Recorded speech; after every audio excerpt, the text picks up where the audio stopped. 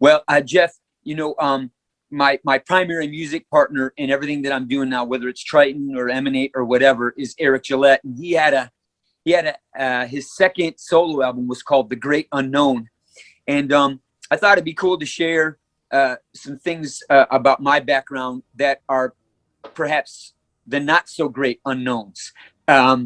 These are unknown things, and they're not so great, but I just thought it'd be interesting to kind of share. There you go. But number one, I'm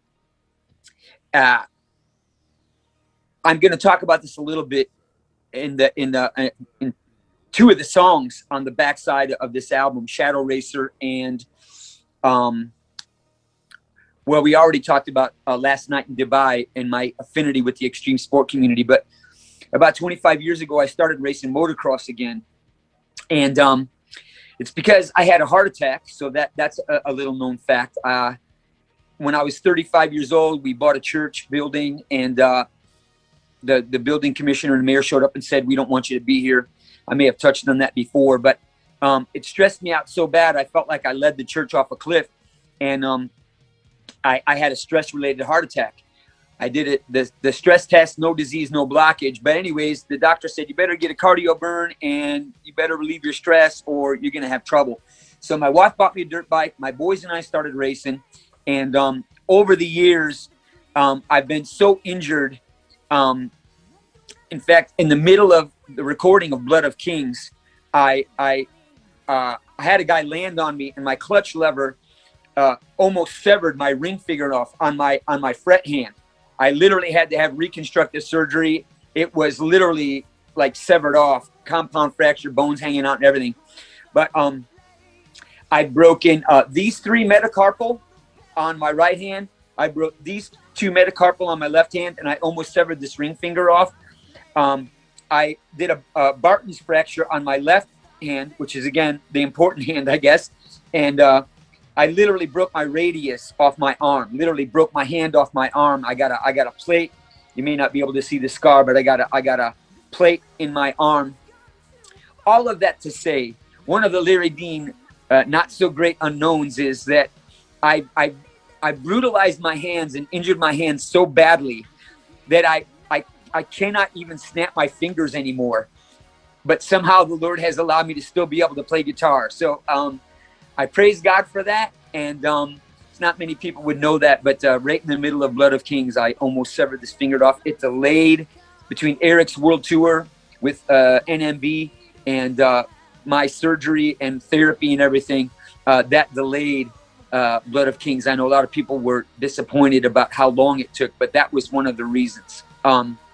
So again, my hands are so beat up, I can't even snap my fingers, but somehow the Lord has helped me to continue to play guitar, and I'm really excited about that grace in my life. Something else that a lot of people might not know, Rex Carroll and I are both from Illinois. He's up north side of Waukegan, almost in Wisconsin, and I'm southwest side of Chicago. And when Trytan was kind of doing some early tour work, even, I want to say it was even before the release of Celestial Messenger, we had a production company, and we did a tour with Rex Carroll's band, Fierce Heart.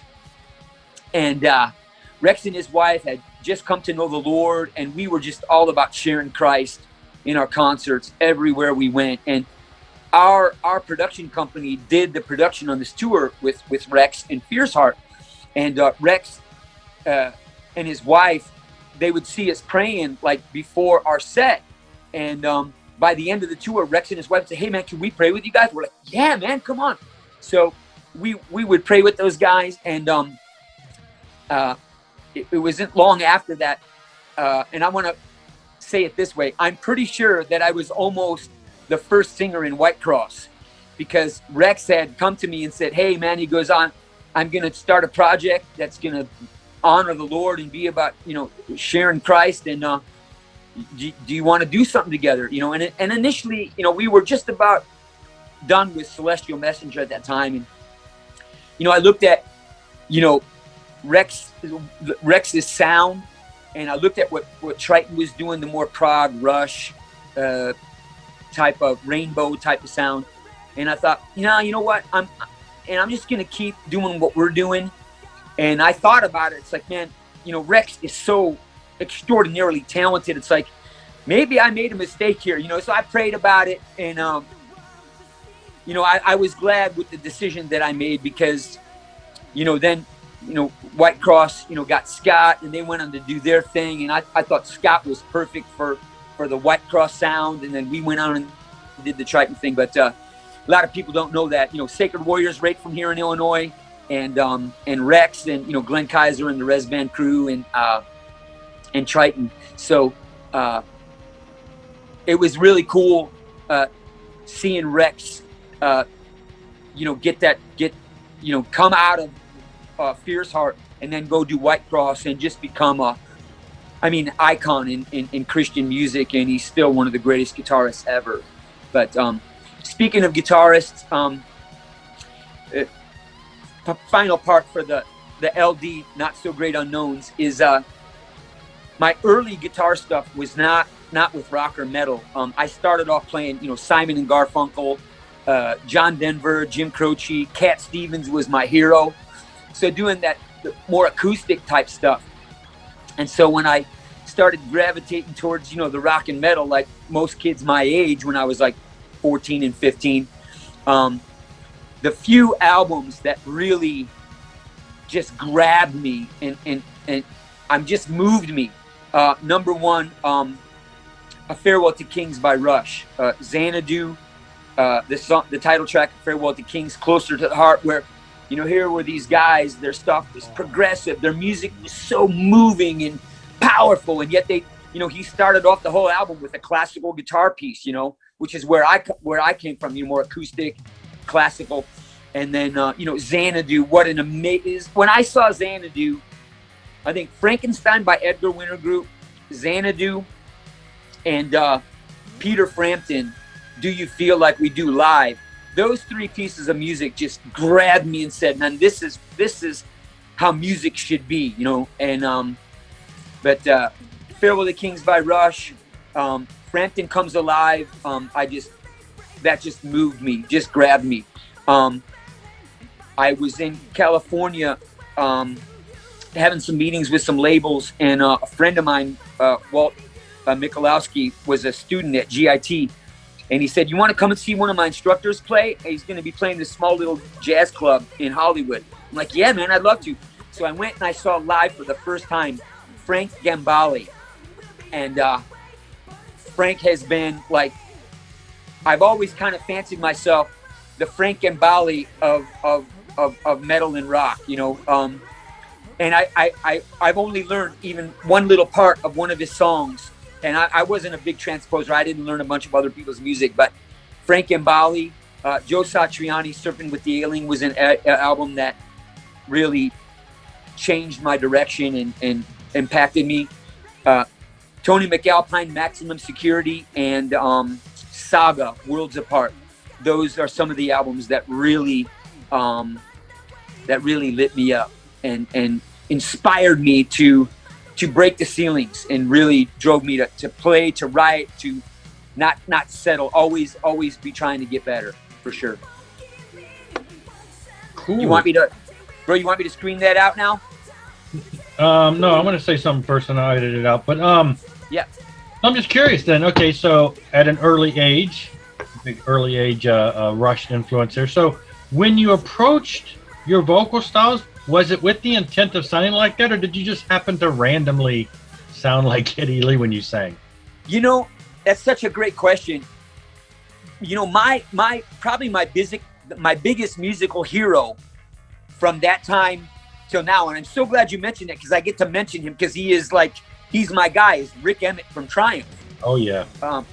Rick Emmett, Lay It on the Line, and Hold On. I mean, I'm so glad you mentioned that, bro, because Just the Game, the song Hold On inspired me because it was, just the title of the song, Hold On, like, and hang in there.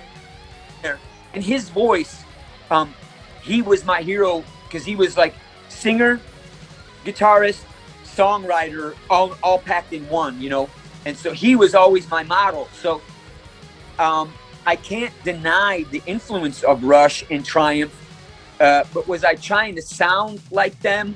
Not on purpose. But yet, as a young artist, their inspiration, Rush and Triumph, two bands in particular, is like, they're both tenors. My voice was more like them than anybody else I sound like. So I can't really say that I wasn't trying to emulate them to some degree. I mean, I sang all their songs all the time, so it was kind of just a natural thing that came out of me. But I don't think I sound like Geddy Lee, but everybody else does. So and I mean, they're one of the most awesome bands ever, so I don't think that's a bad thing per se. But I was probably trying to be more like Rick Emmett than anybody else out there. That's cool. I mean, Triumph doesn't get the kind of love I think that they deserve. I mean, but it sounds like you're influenced by Canada. So have you ever thought about moving across the border to Canada, since obviously that's where the heroes live? Bro, honestly, I was managed for a time by someone involved in Rush's management team.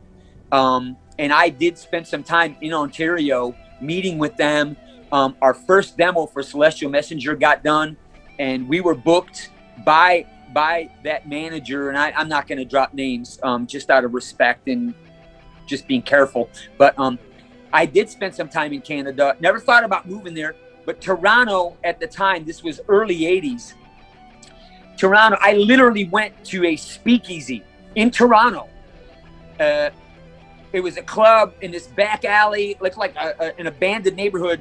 And I went with this manager and our road manager. We went, it was like a boarded up city. We went down this stairwell. We went in there and knocked on a door. There was a password. And we went in, and inside was like an LA style nightclub with bands jamming. It was so wild. But Toronto, I found Toronto to be an amazing city. Really fun, but never thought about moving there. No, I would miss my family too much. I just found it funny that you like two bands from the area, but yeah, that's great. I mean, I didn't realize there was that Triumph connection. Didn't surprise me about the Rush one, but yeah, I remember when Celestial Messenger came out. I let a real big Rush fan listen to it. I said, "Look, Rush became a Christian band," and he really thought it was Rush. He's like, "That sounds just like them," and then I told him it wasn't Rush, and so anyway. Wow. Well, you mentioned Canada, Toronto. Three of my biggest influences: Rush, Triumph, and Saga. Yeah. Ian Crichton from Saga is one of my guitar heroes. All three of those bands are from Canada. All three of those bands are from Toronto and from the same neighborhood. Triumph, Rush, and Saga are all from like the same area in Toronto. I had forgotten that Saga was that. That's right. I've got some of their, recently in getting back into buying vinyl records, had recently picked up some of their stuff. And I saw them in concert. I think they opened, I want to say it was Kiss or somebody like that they opened for back in the 80s when I was a kid. And the only thing we knew by them was the big hit at that time, the one with the guy jumping out of the jail, whatever. On the Loose. On the Loose. That was the big hit, and that was the only song we knew by them, and we saw them in concert. But then you appreciate them later in life when you realize their earlier stuff is very prog, and then they kind of went commercial, and they still put out a lot of great music. I mean, they've had out tons of albums since then. It's just sadly they don't get as much notoriety here in America as they should.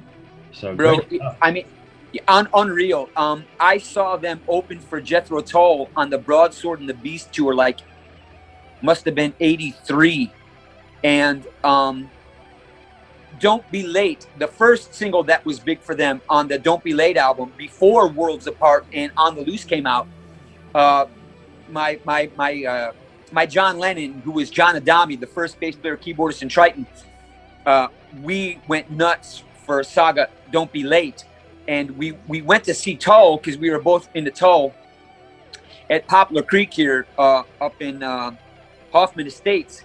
And we're at the concert and we look and they uncovered the drums and it said Saga on the drum heads. And John and I looked at each other like, are you kidding me? We're going to see Saga?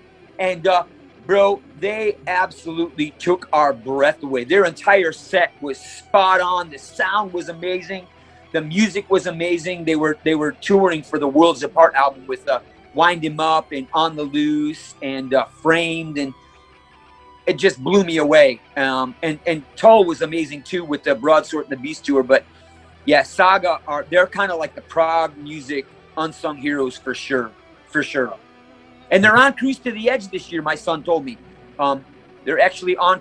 Next year, 2022, they're going to be on the Cruise to the Edge. So that'll be one to hit for sure. Oh wow, that sounds great. I always want to take one of those cruises with that. And there's so many good ones. They got the ones with the '80s bands, and then they got the ones. They had ones with the Christian bands, and I think Stryper was on there once. And then they got the prog one with Neil Morris in them. And I'm like, my wife's like, we should take a cruise. I'm like, it's got to be a music cruise. It's got to be a music cruise. Steve. Well, bro, listen. Next year, they're gonna have Saga, Transatlantic, and King's X.